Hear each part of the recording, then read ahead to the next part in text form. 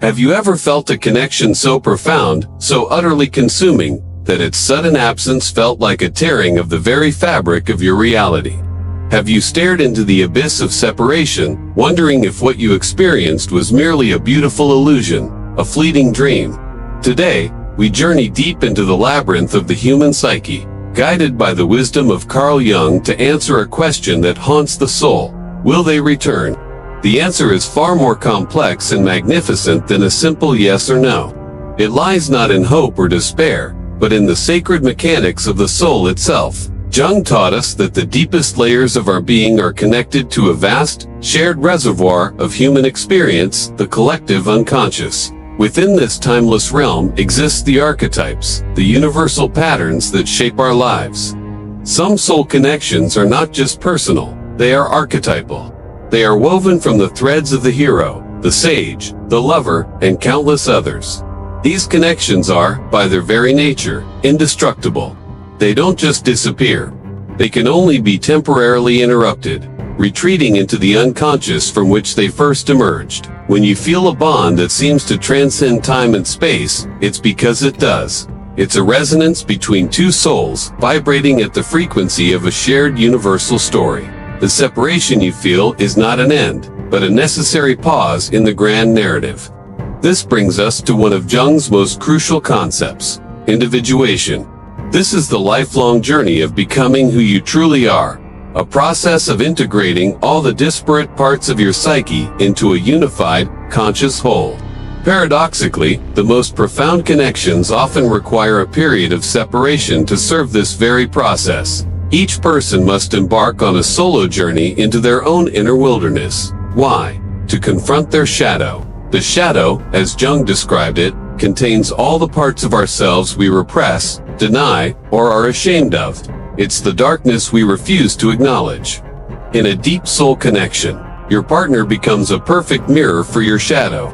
They trigger your deepest fears, your unhealed wounds, your hidden insecurities, not out of cruelty, but because the soul yearns for wholeness. The intensity of the connection forces the shadow into the light. This confrontation is often too overwhelming to handle while still entwined. And so, the universe, in its infinite wisdom, orchestrates a separation. It's a sacred retreat, giving you the space to do your inner work, to face the dragons you've kept locked in your psychic dungeons. Your ego screams for control, for certainty, for a guaranteed outcome. It wants to text, to call, to force a reunion. But the soul operates on a different timeline, a timeline of destiny, not deadlines.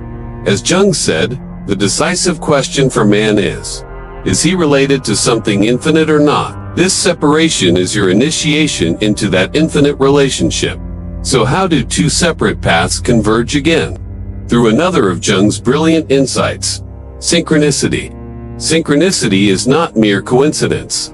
It is the principle of a causal connection, where the inner world of the psyche and the outer world of events align in a way that is profoundly meaningful. It's the universe conspiring to bring you what you need, precisely when you need it.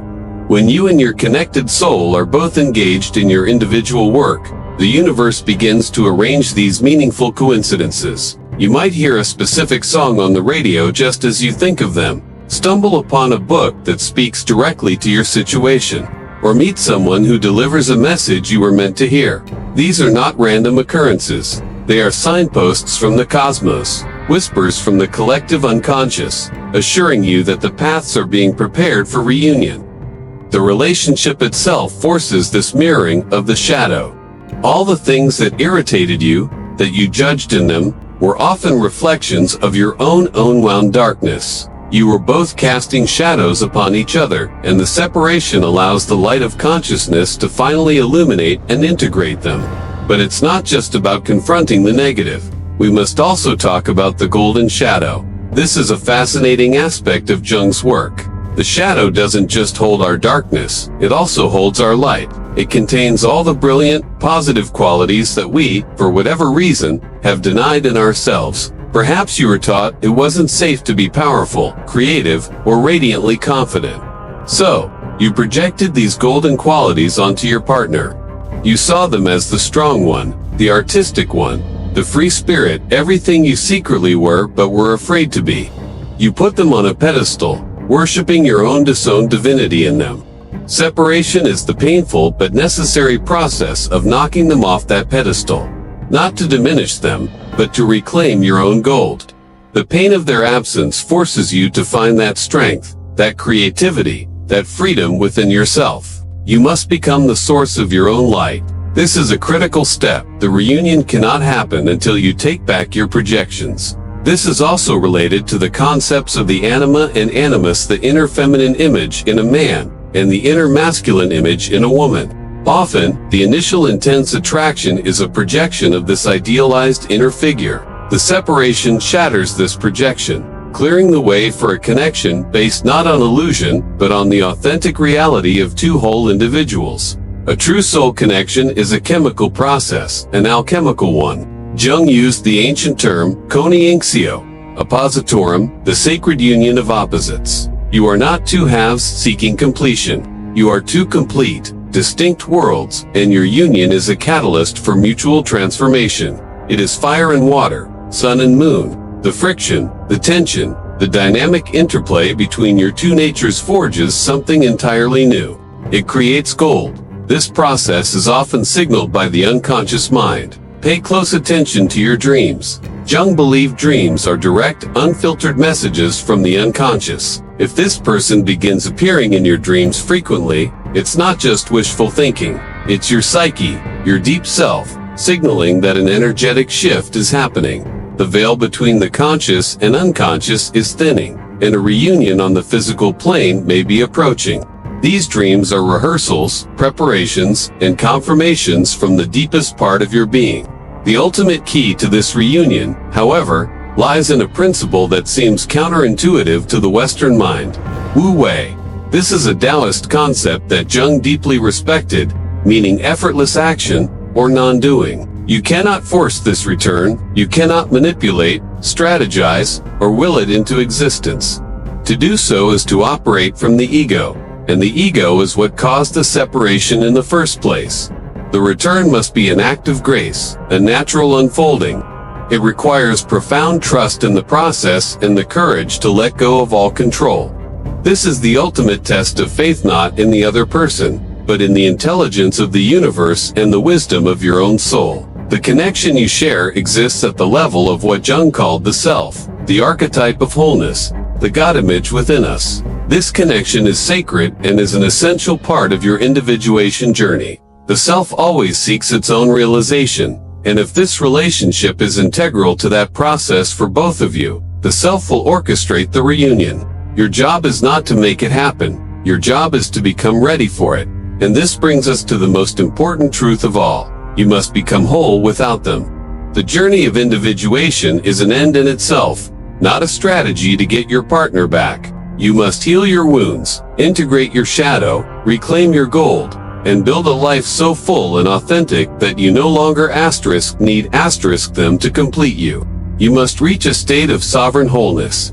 Ironically, this is the very state that magnetizes their return. When two whole individuals come together, the connection is no longer based on neediness, projection, or codependency. It is a union of two sovereign beings choosing to share their journey.